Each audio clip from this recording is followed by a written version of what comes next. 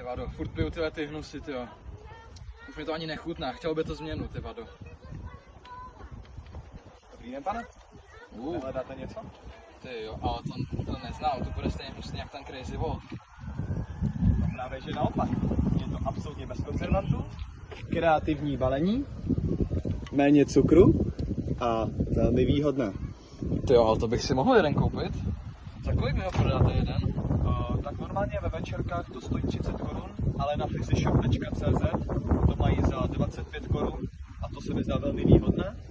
Takže vám určitě doporučuji vyzkoušet všechny příchutě. Ty vado. Tak to ochutnáme.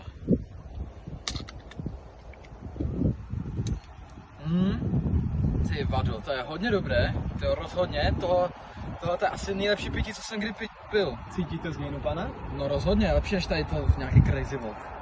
To rozhodně kupujte.